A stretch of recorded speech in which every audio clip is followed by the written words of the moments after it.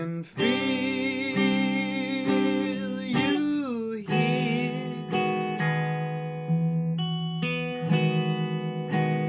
looking like I don't care,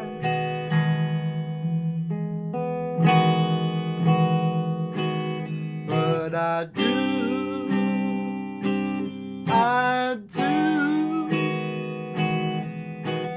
hiding it all behind anything I see.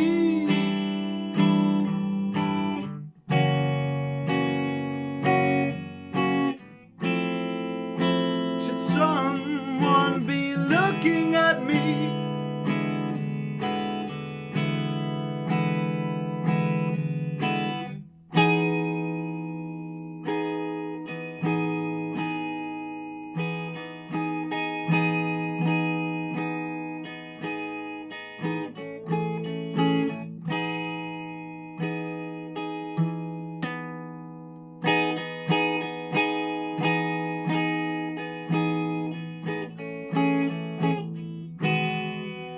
While I occupy my mind,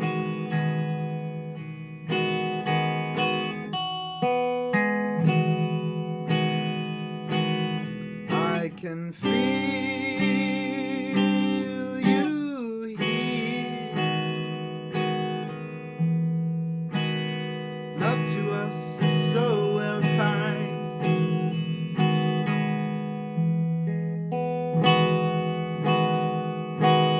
and I do,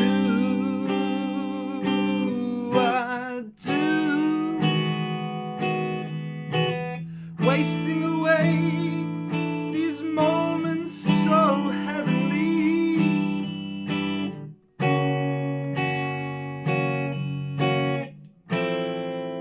Should someone be looking at me? Let it down,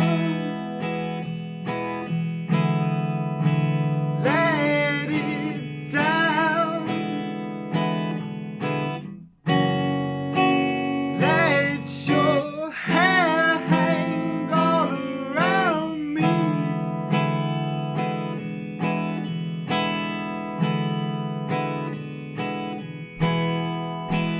Let it down,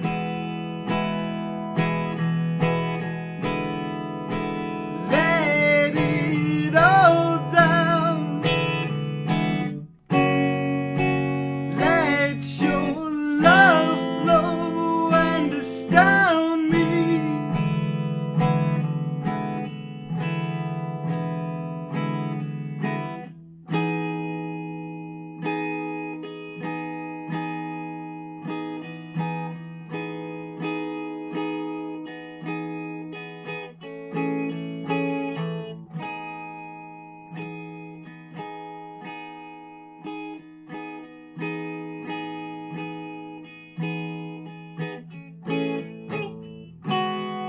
While you look so sweetly and divine,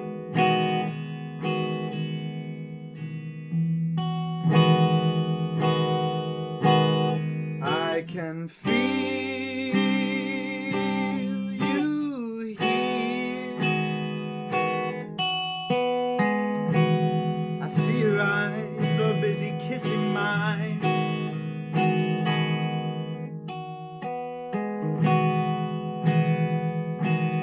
and I do,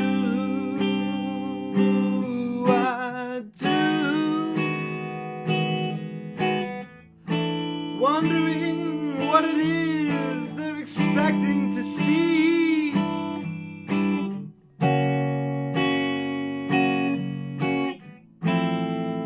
Should someone be looking at me? Let it down, let it down, let your hair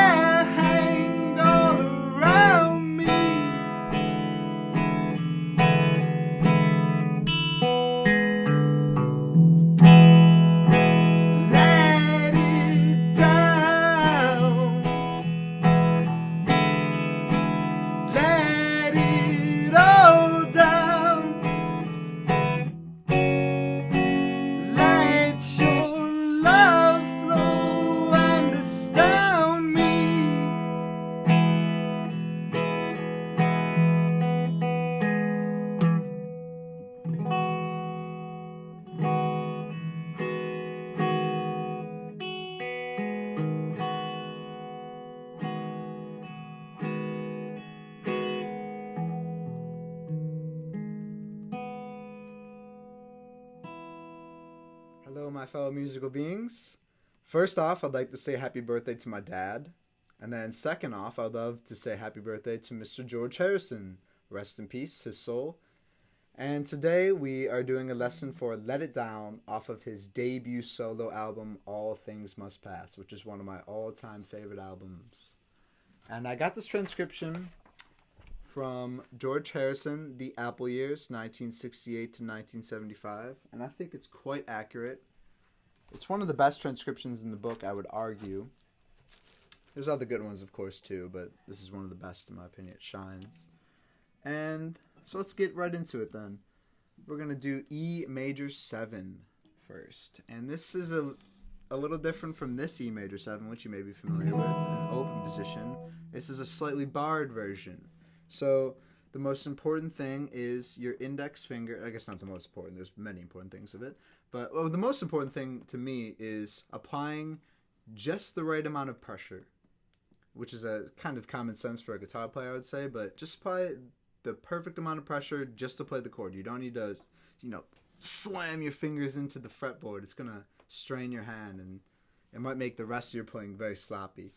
So first things first, index finger on the D string on the 2nd fret, and you'll be playing an E note there, hence E major 7, obviously an E is in there. And then my ring finger will be barring on the 4th fret, the bottom 3 strings, the 3 strings below that. And you're only playing 4 strings because there's no A in E major 7. But when you transition to the next chord, A major 7, you will be playing A. So it's important to consciously get that A in there. And what you do is, to transition, you lift off your ring finger, you put your pinky finger down here at G sharp, okay?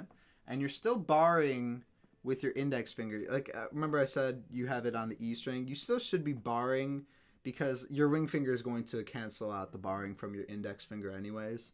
So keep that bar down. Again, not so much pressure, but when you do that, transitions to an A major 7. So E major 7, A major 7. So that's the first little part you can practice if you're struggling. The second chord, it takes some getting used to because, first of all, E major 7 isn't often used in music. I love it. I think E major 7 is a great chord and it has a great resolution, which is why I used it at the end of this video, but listen to that. I mean, it also begins on E and ends on E, so that's probably the main thing. But for E major 9, you're going to be playing the same shape. It's sort of like a reverse E major shape, an open position, but your pinky will be on the 2nd fret on the E string playing F sharp, making that lovely sound, the definitive sound, I would say, of the song. So practice that, and I think a good way to practice it too, practically, is to switch it between this chord and the next chord you'll be playing, which is a C suspended 2nd. Yes, C suspended 2nd, which will be, you're barring the 3rd frets, and you will have your ring finger on the 5th fret of the D string, and you'll have your pinky finger on the 5th fret of the G string, okay? And then just, you can switch between these 2 chords.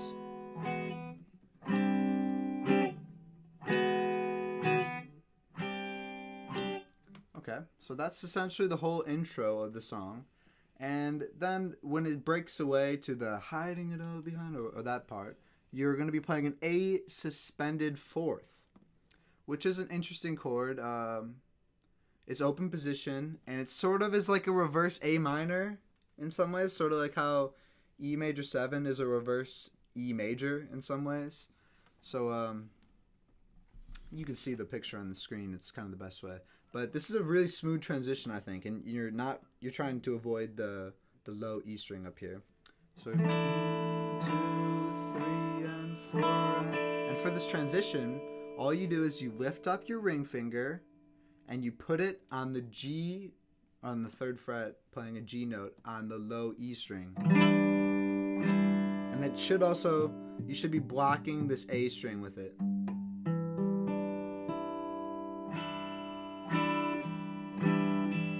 So I would recommend just practicing that transition, it's very simple. You're just lifting your finger up. George Harrison has a couple songs that are, My Sweet Lord has a good one like that, which I will likely be playing. I'm gonna try today to upload as many George Harrison videos as I can. We'll see what happens. Okay, so after that C added 9 with a root of G, which is what that chord is after you transition from A suspended fourth, you will be going into F sharp 7, and you just do that with a bar in the second fret. I'm sure you're familiar with it if you're a guitar player. Another lovely chord, F major 7, one of my favorites, I would say, I would argue. And then you go to E7. You should know that one too. And then all you do is once it starts to break, well, for the first verse, I suppose, to resolve it, you do that twice. So you do 2 bars of E7, 1, 2, 3, and 4, 1, 2, 3, 4, and then you go right back into that intro.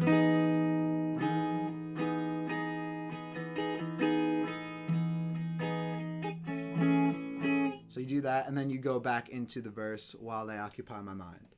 And then for the second time around, when you get all the way, F major 7.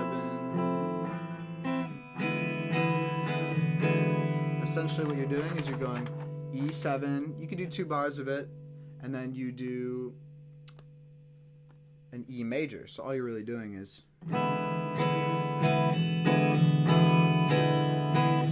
throw in your ring finger. E major. That's really easy, of course. But it sounds powerful. It gives it a little bit more of a punch when you add your third finger on there and make it E major, of course. And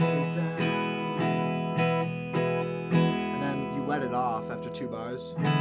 Let it down. And you do F sharp 7. The book says to do an F sharp 7 with a root of E, which is essentially a shorter version of what you'll be playing anyways. But I chose not to do it that way for this video because I'm by myself. So you do that, F sharp 7. Let your hair flow around me. And then E7. So F sharp. And this does have a root of C. Is that correct? It has a root of C with the F major 7. Oh, I guess it's root of E technically because you'll also be playing the low string. So you can do that if you'd like. I didn't for this video just because I was making sure I was still, keeping up with the song. But it will make it have a little bit more of a punch, have more bass to it as well. Especially if you're by yourself, it might make it a little more powerful. But yeah, so you can go ahead and do whatever you'd like with that. And then you keep going, and you can watch the video. I think that's about it as far as the song goes. You could sort of add your own little, as you could hear, I added little, just like, little things. You could even you could just arpeggio the entire song if you'd like to, if you're not a fan of strumming. But I think the strumming goes well, especially if you listen to All Things Must Pass Remastered. There is a acoustic version of the song, which is what I was sort of trying to get at, except he has another guitar player playing some melody notes, etc. But that's about it. So enjoy your George Harrison day. Listen to all the best George Harrison. Listen to him on Abbey Road where he shines great and All Things Must Pass. Listen to his whole solo career, man. It's great. Check it out. Happy birthday to my dad. Happy birthday to George Harrison. And stay musical, my friends. I'll see you later.